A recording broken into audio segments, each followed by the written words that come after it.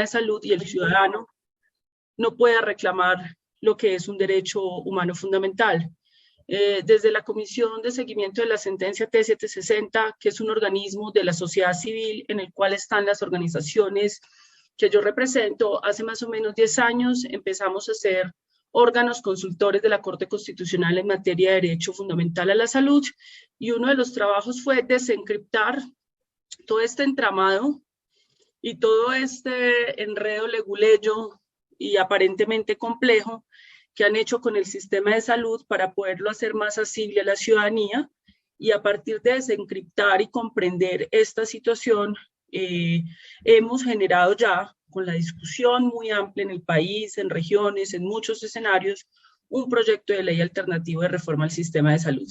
Pero quiero inicialmente, porque quiero terminar como con las líneas centrales de cómo sería esa reforma a la salud, explicando un poco cuál es el problema de la salud y por qué es el derecho más vulnerado. Lo primero que hay que decir es que la salud no era un derecho fundamental, sino hasta el año 2000 en el mundo occidental. Un derecho fundamental es aquel que es exigible al Estado de manera inmediata, sin que medie capacidad de pago. La salud había sido considerada un derecho fundamental en la Constituyente del 91, solo para un listado de tratamientos que el sistema te tenía que entregar, lo que se denomina el POS. Esto es otra cosa, esto lo llenan de siglas para confundir, y esas siglas la van cambiando para decir que cambió el sistema, pero es un juego eufemístico, esto es un sistema de eufemismos. Eso que es ese listado de tratamientos que a usted le dan, supuestamente, que usted le dan en la EPS, era lo que se consideraba derecho fundamental en la Ley 100. La Constitución del 91 consideró la salud como un servicio público esencial, más no como un derecho fundamental, no porque la constituyente hubiera sido neoliberal, sino porque cualquier lucha es una correlación de fuerzas, y porque lo más avanzado en el mundo occidental en ese momento era decir que la salud era un servicio público esencial. Luego la Ley 100 hizo una reglamentación de la Constitución del 91, que llegó a lo más avanzado y generó el actual sistema. Voy a explicar de manera sencilla cómo funciona el actual sistema. En el actual sistema, quienes financian los tratamientos, los servicios, ojo, somos los colombianos. ¿De dónde sale la plata para pagar los tratamientos? Permítame, yo traigo un vaso con agua, que yo vengo saliendo de una tos y ya veo que me va a dar tos y permítame.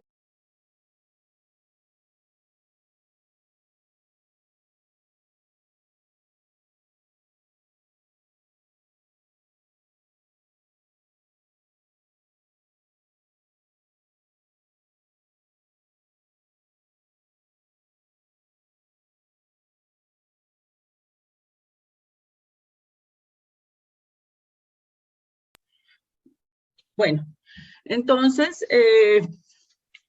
lo primero que hay que entender es quienes financian el sistema de salud somos los colombianos. Aquí no hay capitales privados ni particulares que financien la salud. ¿Cómo lo financiamos? Un porcentaje muy pequeño son aportes de los empleadores, un porcentaje mucho más grande son los aportes de los trabajadores, y otro porcentaje también grande son los aportes del presupuesto general de la nación, es decir, de los colombianos mediante impuestos. Lo financiamos los colombianos, los recursos de aportes de los empleados y los empleadores son recursos para fiscales de destinación específica, de acuerdo a la Corte Constitucional, y son recursos públicos. Entonces, eso es lo primero que hay que decir.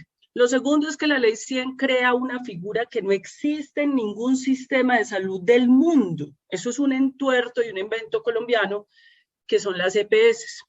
¿Qué son las EPS? Ellos le cambian el nombre cada que sacan una norma. Le llaman EPS, luego le pusieron EAPB, ahora aparecieron ERP, lo que sea, es lo mismo, porque lo que buscan es ponerle un montón de siglas a esto para que la gente no entienda y no exija sus derechos y no entienda que están jugando con sus recursos y su plata. Entonces, esas EPS son intermediarias de los recursos del Estado. Es decir, lo que decide la Ley 100 es, le entregamos los recursos a unas intermediarias para que esas intermediarias contraten a unas clínicas y hospitales y atiendan los pacientes. Al principio de la Ley 100 se crearon más de 200 EPS, es decir, los colombianos estuvimos pagando, y todavía hoy, 200 burocracias para intermediar los recursos del Estado. Burocracias que no existen en ningún sistema de salud del mundo, eso solo se lo inventaron en Colombia. Obviamente eso tenía que derivar en corrupción, porque pues si usted va a pasar unas platas que es para la prestación de servicios de salud ese intermediario, ¿qué va a hacer? Pues ahí es muy fácil usted echarle mano a esa plata, y eso fue claro en Colombia, con el escándalo de Salucop, donde hubo un desfalco de 1.5 billones de pesos.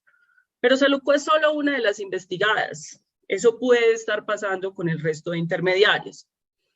Pero aparte de eso, ¿qué pasó? Que estas intermediarias empezaron a generar un incentivo perverso de negar servicios y crear una figura que no existe en ningún sistema de salud del mundo. Es que tenemos que empezar a abrir la mente los colombianos, que lo que nos han vendido en Colombia es absolutamente irregular. Ellos generaron un mecanismo que se llama la autorización. Cuando usted va, lo atiende el médico, le dan una orden, usted tiene que ir dizque para que ese intermediario lo autorice. Eso es absurdo. Después, entonces ahí usted da un montón de vueltas y que no me autorizaron. Es que la orden médica, si el médico emite un concepto de que usted requiere eso, el único que puede desautorizar ese procedimiento, cirugía, medicamento o lo que el médico haya prescrito es el paciente, porque el paciente puede negarse en su autonomía, decir no quiero hacerme esa cirugía. ¿Qué tiene que ver un intermediario X en una decisión médica de recursos pagos por los colombianos? Eso es perverso. Y la perversión es que generaron esa figura para que las intermediarias hicieran el paseo de la muerte, negaran servicios y pudieran hacerse esas platas con las cuales especulan en el sector financiero, porque esos recursos recaudados de los colombianos los mueven en los bancos y ahí hay rendimientos financieros que no se reinvierten en el sistema. O sea, los colombianos pagamos a unas intermediarias para que manejen nuestra salud y no reinvierten esos rendimientos financieros en el sistema para pagar trabajadores. ¿Cuál ha sido la consecuencia? Eso es lo que se llama la intermediación financiera. Eso es lo que no quieren reformar y de lo que no se quiere hablar. Cuando se dice, el sistema de salud puede funcionar sin EPS como todo el mundo. El Estado puede pagar directamente las platas a los hospitales y a las clínicas, inmediatamente los voceros del neoliberalismo dicen, van a destruir el sistema de salud. Destruir el sistema de salud, nos van a quitar el intermediario y para ellos ese es el sistema de salud. Ese no es el sistema de salud. Todos los sistemas de salud en el mundo tienen tres inamovibles. Necesitas unos recursos financieros, un pagador, que en este caso en Colombia es el Estado, entendiendo por Estado los recursos públicos aportados por el presupuesto general de la nación y los recursos parafiscales aportados por empleados y trabajadores. Necesitas clínicas y hospitales y necesitas personal de la salud. El resto, hay cantidad de modalidades para administrar los recursos, girarlos, auditorías, pero la más perversa es la colombiana. Crear 200 intermediarios burocráticos para manejar un sistema de salud. Es perverso. No, eso no tiene defendedero en ninguna parte del mundo, en ningún congreso serio de salud pública, eso solamente lo defienden aquí. A raíz de eso, se presentaron vamos a describir tres situaciones. Primera situación, el intermediario empezó a hacerse esas platas, cuya investigación única que conocemos es Salucop, pero eso puede estar pasando en las demás. Lo que pasa es que no hay órganos de control que las investiguen, porque cogieron tanto poder que tienen cooptados los medios de comunicación, la pauta, con recursos de los colombianos, compran congresistas, esto está demostrado, ponen superintendentes, ministros, y desestabilizan cada que puedan a través de una prensa propagandista que ante cualquier crítica que se haga en este país frente a eso, sale toda una prensa a hacer propaganda con el pago de pautas de recursos de los colombianos a decir esto es falso, van a destruir el sistema de salud. Y a infundir miedo a la gente que si ese intermediario desaparece, ¿quién va a pagar los tratamientos? Como si los pagaran los intermediarios. Entonces, en medio de eso, hay una deuda en este momento de los intermediarios con los hospitales, clínicas, hospitales y por tanto trabajadores de la salud que supera los 50 billones de pesos. Ese es el hueco fiscal Pero es un hueco fiscal además que no es claro porque no hay un sistema de información. Esto es un sistema oscurantista. Esta gente recoge esa plata y no hay forma de auditar eso porque la manera de auditar es con los informes que ellos mismos presentan. Entonces eso es un saco roto donde no se sabe realmente esas platas para dónde van porque los hospitales y las clínicas están en franca quiebra, que son los que atienden los pacientes y los trabajadores de la salud. O sea, ¿por dónde se revienta este negocio? Por los trabajadores de la salud y por los ciudadanos pacientes. Por eso en Colombia entre el 98 y el 2010 hubo 1.400.000 muertes evitables. En Colombia se ponen en condiciones regulares, porque la pandemia no son condiciones regulares, más de 200.000 tutelas al año, demandando un derecho fundamental financiado con recursos públicos de tratamientos que no son tratamientos complejos, son tratamientos básicos y elementales que los intermediarios debieron autorizar en el actual sistema para que los hospitales prestaran ese servicio. Pero aparte de esa deuda que tienen con clínicas y hospitales, es normal en el sistema de salud que un médico y una enfermera le paguen cada año o cada 6 meses y lo que se les ocurra pagar. El sistema está en una quiebra total. Aparte de eso, de que el sistema no logró resolver los problemas de las inequidades que tiene el país en términos de que la mayoría de clínicas privadas y hospitales se ubican, sobre todo las clínicas privadas, en los grandes centros urbanos y no en las zonas dispersas. En las zonas dispersas solo llega el hospital público, pero el hospital público lo quiebra este sistema porque el intermediario prefiere contratar su propia clínica privada, otra perversión. Yo construyo con recursos públicos de los colombianos una clínica, la Clínica Colombia. Y yo me contrato a mí mismo con tarifas que yo pago a mí mismo para pagarle a los colombianos y dejo de contratar a los hospitales públicos y los quiebro y con eso acabo con el patrimonio del Estado. Esto es el entuerto duro para yo explicarles lo que esto es la ley 100 y esto es el núcleo duro para que ustedes entiendan de la negación de servicios. Reformas para esto, ni las intenten. Las que se han intentado, pues son, lo que dicen es aquí se puede acabar hasta los hospitales públicos, pero no toquen los intermediarios. Eso se dijo en la 1122 del 2007 y en la ley 1438 de 2011. El debate de este país, no, esta gente es intocable, intocable. Quien se atreva a decir eso está sometido a la más inmensa y gran campaña de desprestigio en este país, de populismo, etc.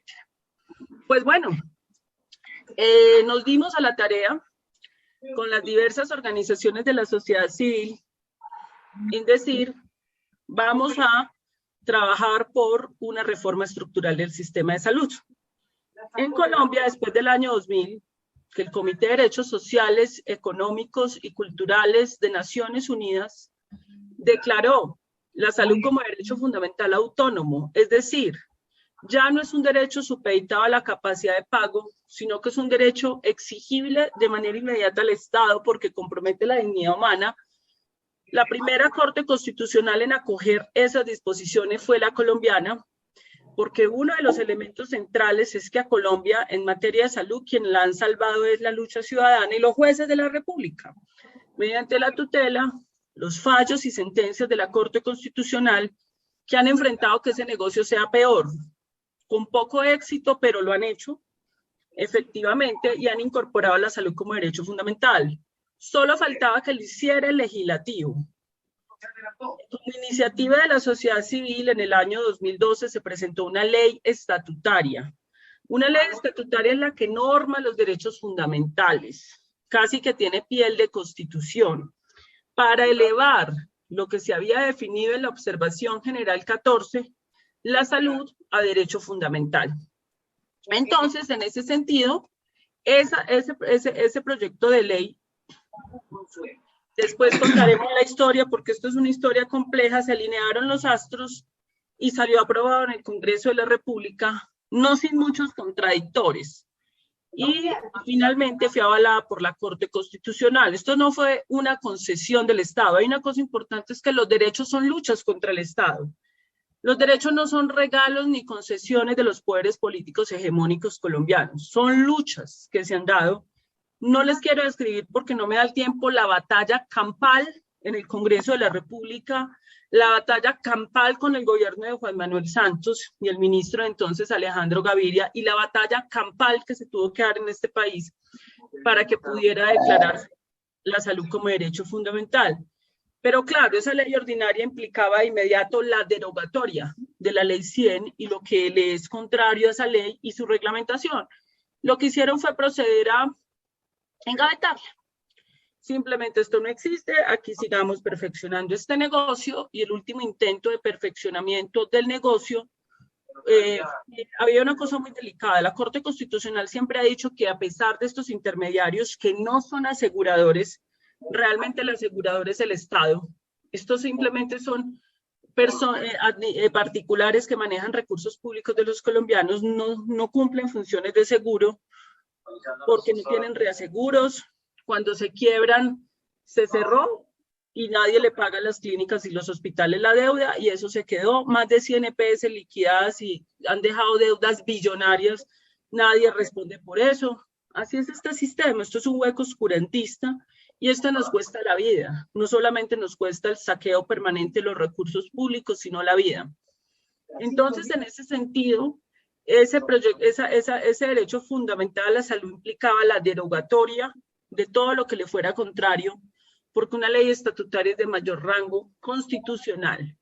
Y en ese sentido, lo que esto se ha engavetado, y lo que nos propusimos con las diversas organizaciones que diseñamos y presentamos la ley estatutaria es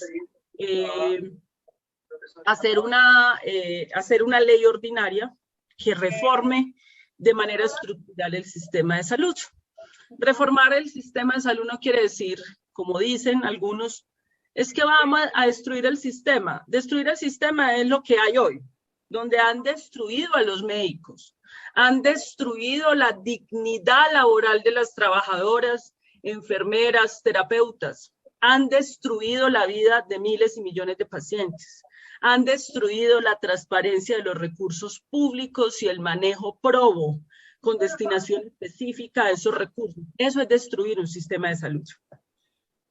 Porque no vale la pena comparar. Lo que plantean también es, vamos a volver al sistema antes de la ley 100. Es que el sistema antes de la ley 100 no es comparable con el actual, porque no tenía los recursos del actual. Colombia invierte un poco más del 7% del PIB, que es un buen porcentaje de inversión. Esos recursos no los veía el Sistema Nacional de Salud. Luego no puedes comparar una financiación pírrica que tenía un sistema previo al sistema actual de salud. No es comparable. Tú tienes que comparar el sistema de hoy con otros sistemas similares en el mundo, o con la situación, o con el marco de derechos que ofrece Colombia, o que tiene que ofrecer un país digno en el siglo XXI. No con eufemismos. Vamos a comparar la ley 100 con el siglo XIX, porque en el siglo XIX se moría más gente porque no existían los antibióticos. Pero claro que la mortalidad materna era mayor en el siglo XIX y a principios del siglo XX, porque no había avanzado el pensamiento y la ciencia biomédica. Pero eso es un eufemismo y una relación de causalidad deshonesta.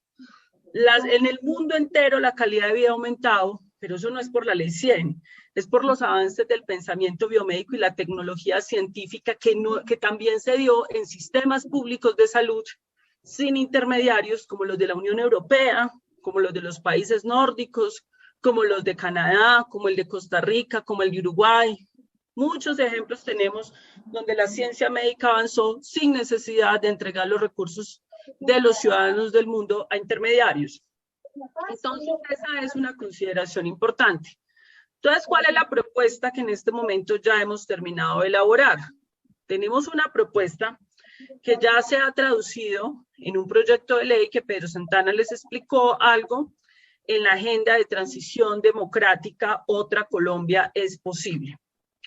Esta Agenda de Transición Democrática, que es una propuesta concreta, que no proviene de advenedizos, sino de un estudio y un análisis, y no solamente estudio, sino una vivencia, experiencia con la comunidad, con la ciudadanía, y con lo más avanzado del pensamiento democrático de este país, se ha construido una agenda de transición democrática para la salud.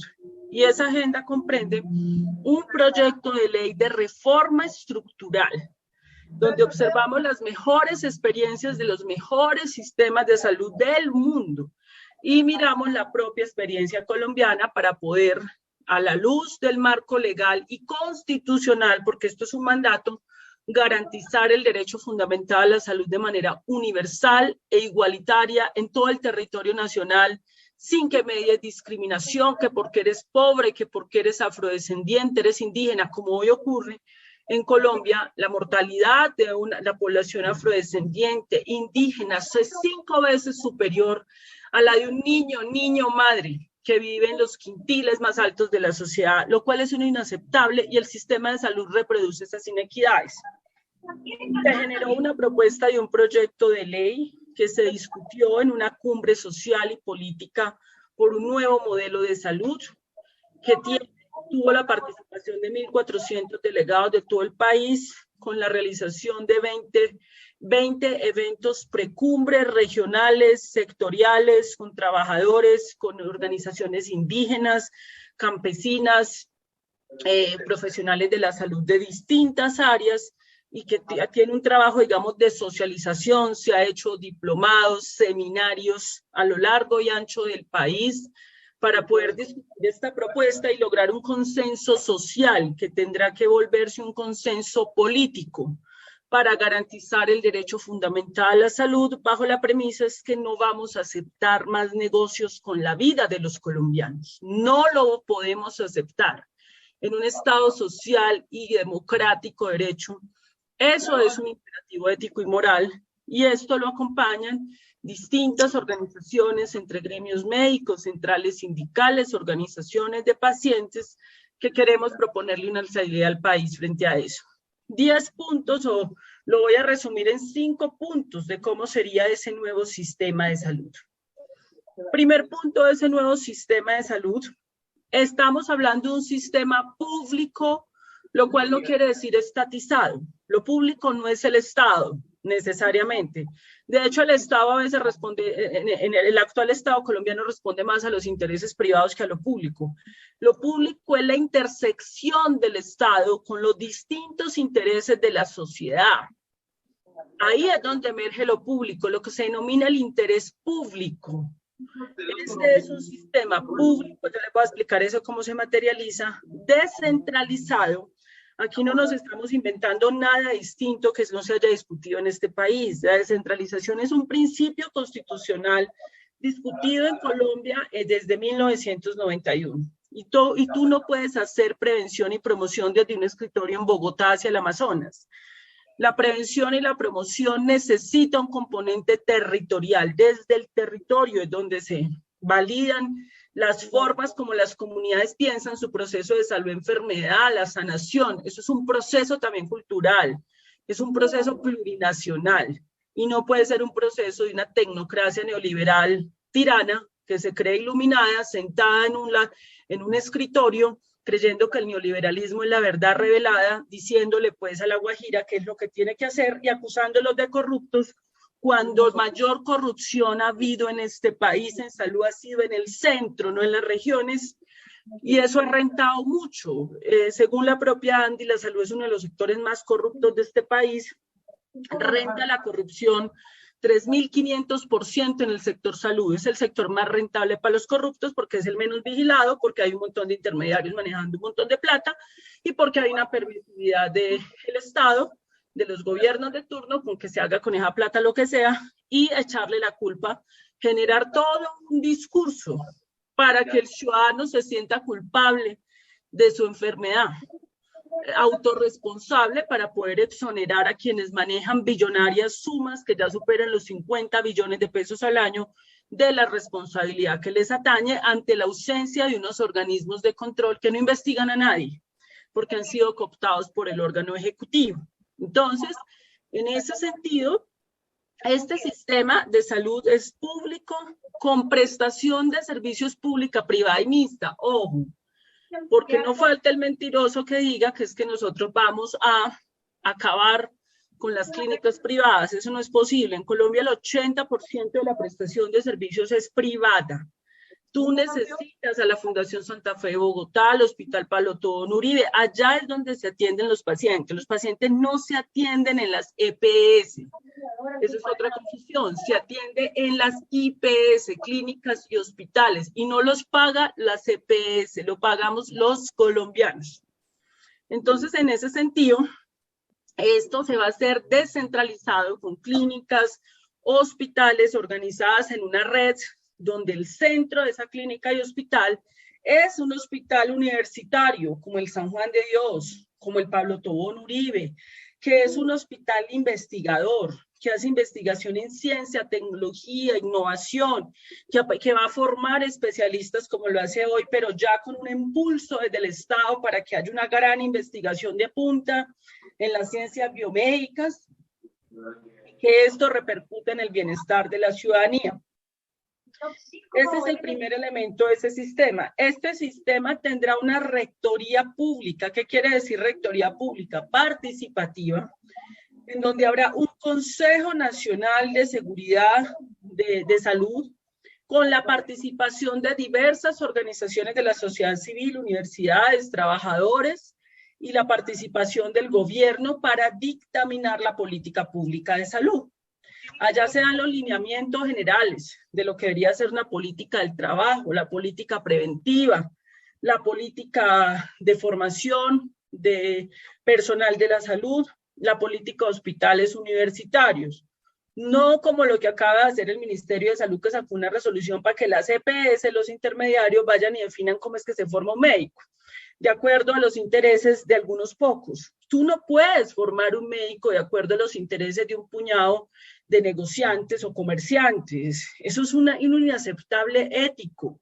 Un médico y una enfermera tienen que tener una formación acorde al Estado de Derecho, al interés público general y a una ética que está muy por encima de intereses comerciales y de negocios que se han expresado en diversos actores del sistema de salud.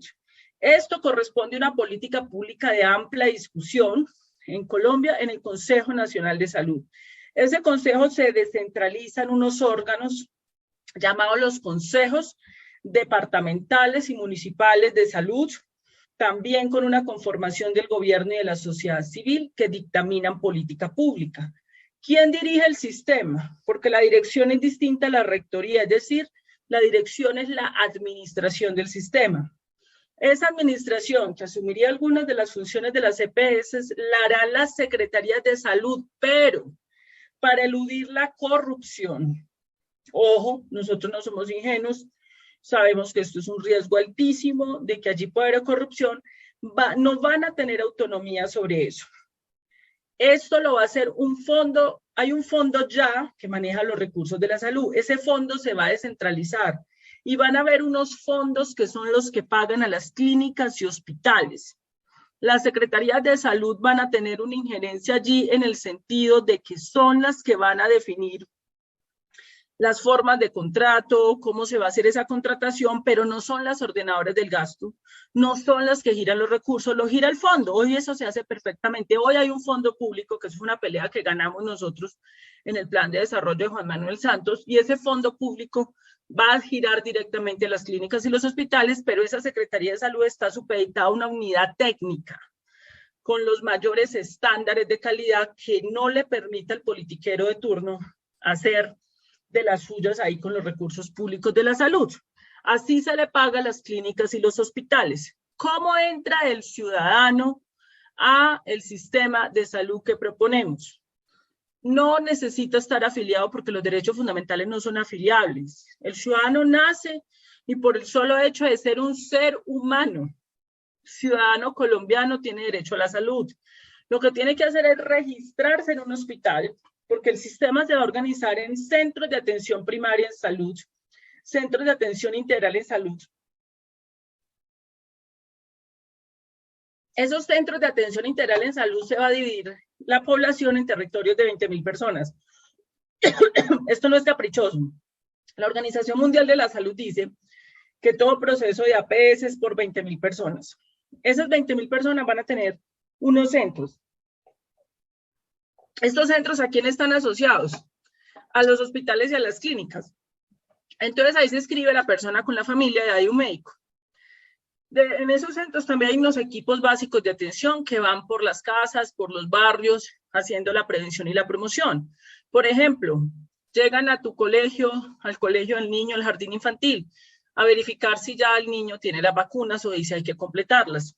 Llegan a los ancianatos, a los sitios donde están los adultos mayores, a verificar si ya tienen la vacuna por el COVID. Hacen permanentemente testeos de peso para ver si hay algún niño, por ejemplo, en situación de desnutrición. Ese niño que tiene situación de desnutrición se rescata, se lleva al hospital de alto nivel de complejidad. Entonces, supongamos que ese centro de atención básico tiene un médico ahí que está atendiendo, donde usted va y pide la cita ya, ¿cierto? Ese médico encontró que usted necesita un ginecólogo o un médico internista. Ese centro, ese hospital, tiene un segundo hospital de referencia. Sí funciona en el mundo entero. Ese hospital de referencia, el propio hospital consigue la cita con el hospital de referencia. No se necesita autorización, ni burocracia, ni gente metida por allá haciendo vuelta. El paciente no tiene por qué hacer filas. Ese mismo hospital ya tiene su hospital de referencia y manda a su paciente allá.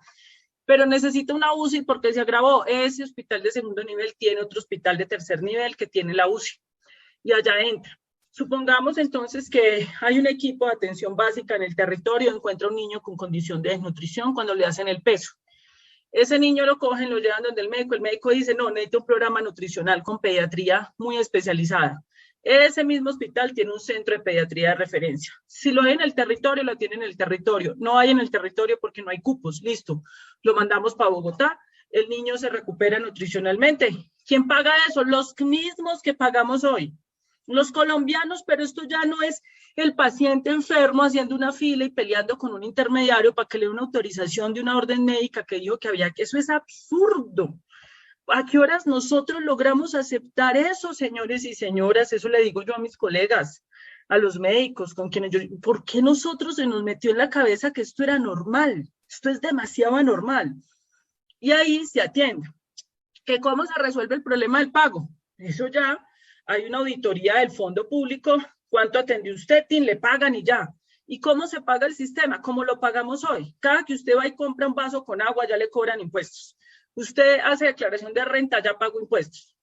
Y los trabajadores, cada que tenemos una OPS, allá va y paga impuestos.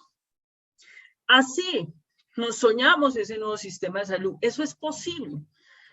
¿Qué es lo difícil ahí? Los intereses que hay en la mitad.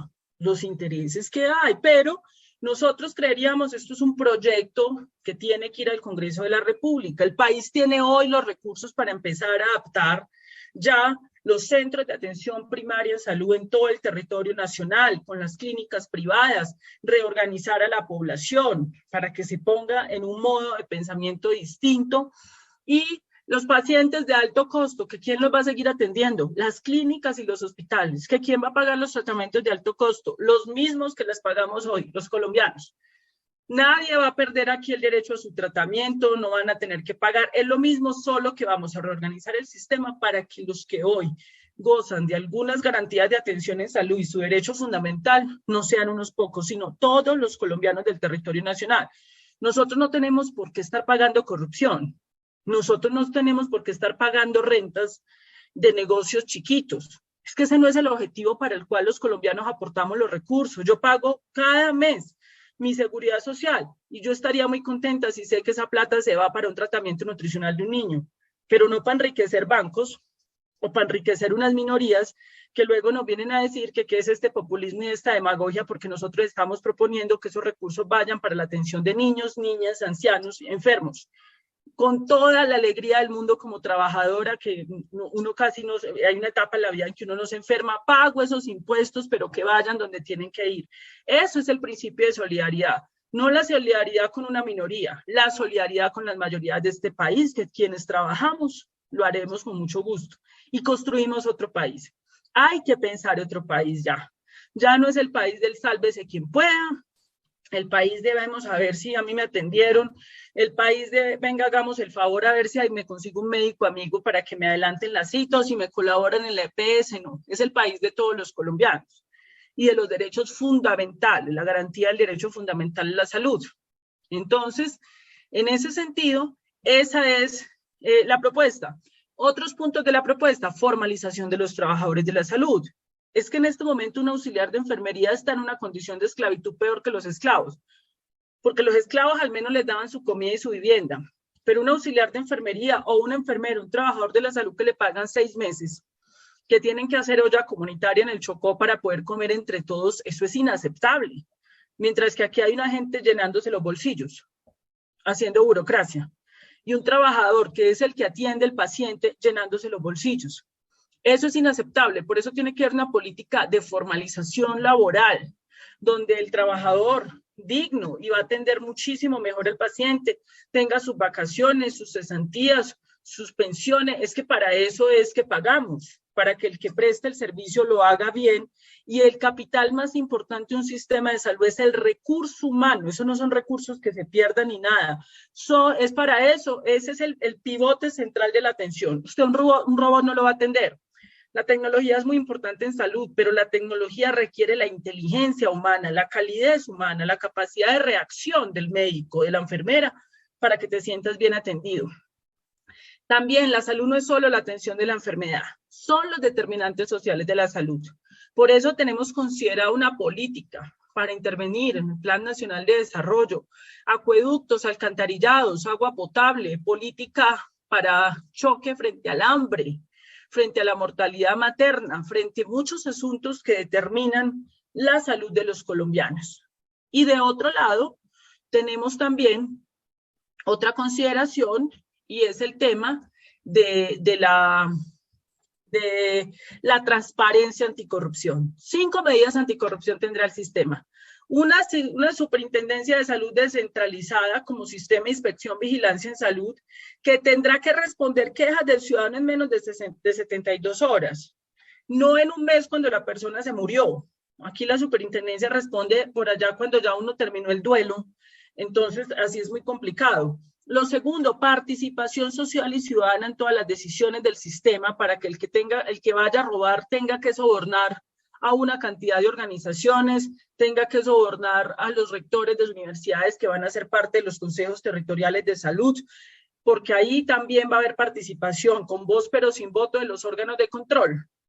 Para la sociedad misma se equilibran los intereses, el que se vaya a acceder ahí, los demás lo equilibran, no va a haber proceso de reelecciones ahí para que no haya alguien que se perpetúe de amistad con el político de turno, no. Ahí hay solamente 2 reelecciones y usted ya salió, déle la oportunidad a otra persona.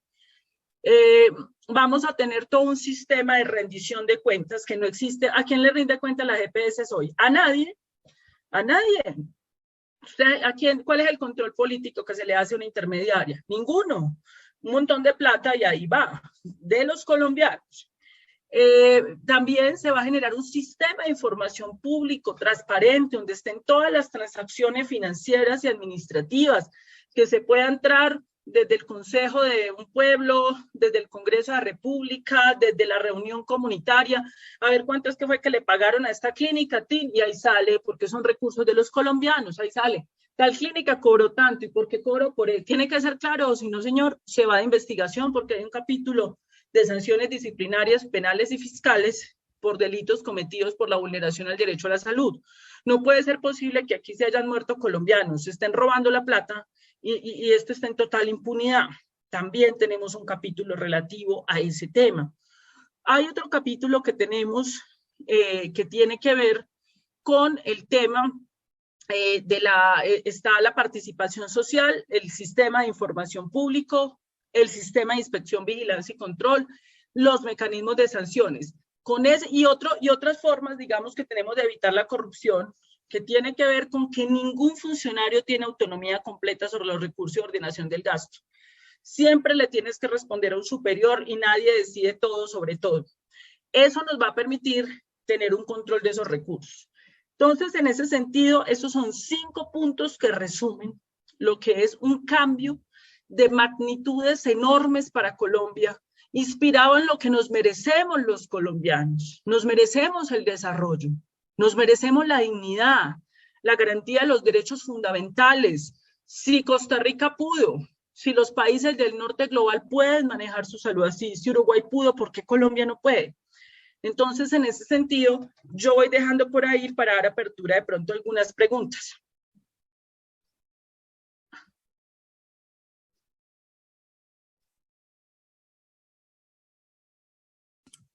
Gracias, Carolina. Hay dos manitos levantadas, entonces primero Edgar y después Diego.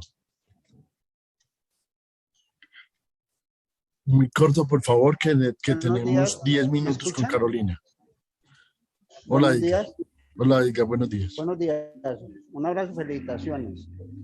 Me bajo el sombrero, como dice uno, en el tema de las transformaciones, de lo del proyecto, de las iniciativas. Y nosotros, yo soy miembro del M19, tenemos unas propuestas bastante profundas en lo que se refería a Carolina, porque nosotros consideramos que el Estado que llamamos hoy en día es un enemigo de las mayorías del pueblo. Trabaja para esos intereses particulares y privados. Y en ese sentido nosotros creemos que hay que transformar el Estado de lo que hoy en día llamamos Estado, a esa institucionalidad que nos hace daño, incluyendo el mismo Congreso de la República, que es donde se hacen las leyes que hoy en día nos perjudican tanto, privatizan la salud y trabajan para esas élites económicas. Nosotros consideramos que hay que asumir la democracia directa para poder corregir todo eso que nos hace daño, principalmente esa corrupción en la salud. En esa propuesta nosotros también queremos integrar pensamiento para crear el Banco de la Salud. No puede ir los recursos de tantos millones de colombianos de la seguridad social a parar en los bancos privados, acabarlos de enriquecer. Ese dinero que se recauda a través de la seguridad social en tantos años, en ese esfuerzo de ahorro para tener una pensión, tiene que tener un banco que le pertenezca a los colombianos, a donde la plata, ese circulante, nos produzca resultados y una mayor economía para el mejor servicio de la atención de salud pública. En ese sentido, nosotros también consideramos que para poder lograr ese objetivo se debe crear un proyecto que reforme los actos legislativos que tengan doble vuelta, que haya unas preasambleas legislativas a nivel nacional a donde se recoja el pensamiento, la voluntad directa de cualquiera de los temas álgidos que nos pertenecen en derechos, en este caso la salud. Que ese pensamiento lo recojan los mismos que fueron elegidos, o senadores o representantes, los traigan, crean el preproyecto, y cuando ese preproyecto vuelva a la asamblea, ¿sí?, de las regiones, para ver si quedó integrado el verdadero pensamiento, la verdadera democracia o voluntad de las mayorías. Y después de que se compruebe de que ese pensamiento de las mayorías quedó en ese preproyecto, hay que entrar en el proyecto como tal, a legislarlo para que se asuma verdaderamente la democracia. Ese es uno de los temas más importantes que se debe de hacer en la reforma del Estado, porque el Estado es nuestro enemigo. El enemigo es nuestro bolsillo, el enemigo es nuestra salud, el enemigo todo.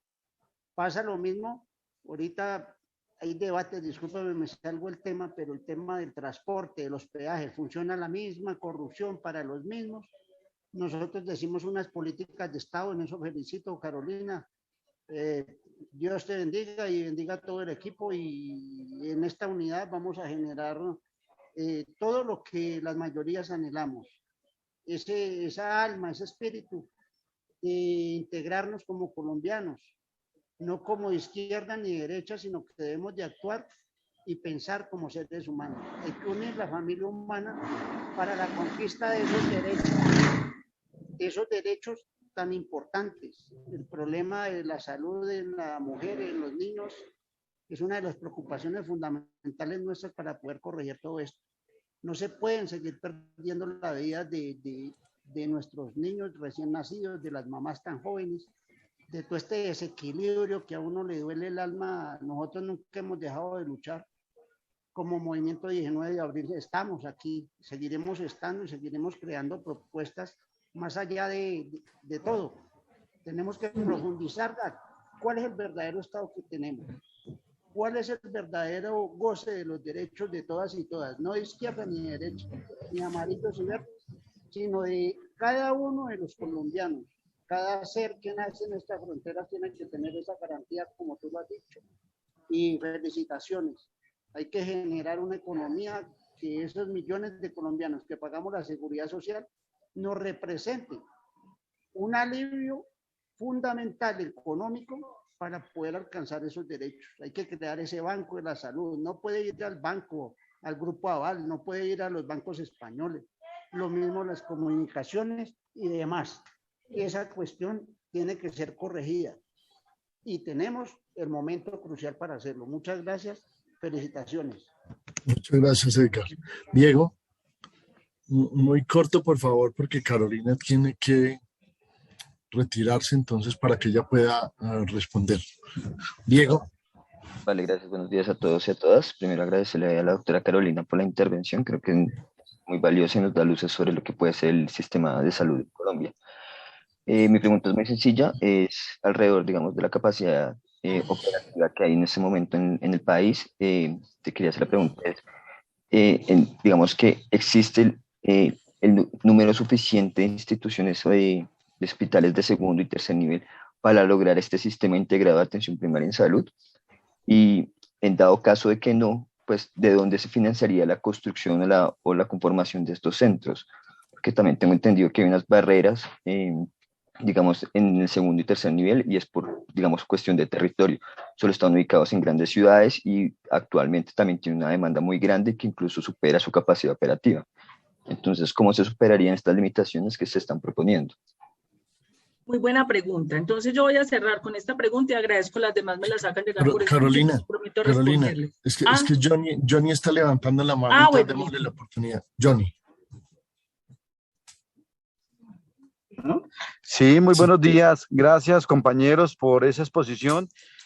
Como representante también de pueblos indígenas, creo que es importante conocer más a profundidad el proyecto de ley que se está proponiendo ante ese nuevo Congreso, ¿no? Que ya se eligió. Entonces, para poder ayudar, pues, digamos, en mi caso particular, soy abogado y también como presidente del Colegio de Abogados Indígenas, para poder ayudar, proponer, ser propositivos y avanzar en esta propuesta que es muy importante para todos los colombianos. Entonces quedo a la espera, pueden tomar mis datos o se los puedo hacer llegar para poder ayudar. Y como es tan corto el tiempo, entonces poder también expresar de manera escrita lo que podemos aportarle a esta propuesta. Muchas gracias. Ahora sí, Caro. Bueno, muchas gracias, Johnny. Empiezo por esto último. Ya al final vamos a mandar ahí el link de la Agenda de Transición Democrática. Por cierto, eso va a ser un libro que vamos a invitarlos al lanzamiento, que se hace el próximo 25 de abril, les va a estar llegando información, pero ahí les van a mandar ya los papers donde están las propuestas, donde por supuesto todo lo que constructivamente quieren apoyar. Estamos prestos, nosotros hemos tenido ya 2 seminarios con la Organización Nacional Indígena de Colombia y con el CRIC, con el Consejo Regional del Cauca, de los indígenas, y también se ha incluido unos artículos específicos de interculturalidad, consulta previa para la redefinición del sistema indígena, el cual nosotros respetamos profundamente. Eso también ha sido considerado, pero entonces ahorita les ponemos acá el link para que ustedes puedan revisar los documentos, no solo los de salud, sino que ahí también están los demás documentos. Respecto a la pregunta anterior, me parece interesantísima. Todo esto va a tener un proceso de transición. El Estado colombiano, por supuesto, que tiene recursos para fortalecer los hospitales públicos en la creación de los centros de atención primaria integral en salud. Eso se puede empezar, digamos, a ejecutar. Si un gobierno llegara a posesionarse, eso sería una primera acción, pero también el sector privado, con el cual nosotros hemos hablado, las clínicas privadas tendrían la disposición de reorganizar su red de servicios en función de que ellos pudieran también, porque como son el 80% de la prestación de servicio del privado, el 20% es pública. Tendría que haber una distribución equitativa y correlativa, proporcional a la prestación de servicios para a prestarse para ello, y sin ningún problema las clínicas privadas han manifestado que ellos tendrían interés de hacer las adaptaciones de infraestructura para hacer la construcción, las adaptaciones de infraestructura que ellos ya tienen para estos centros de atención integral en salud.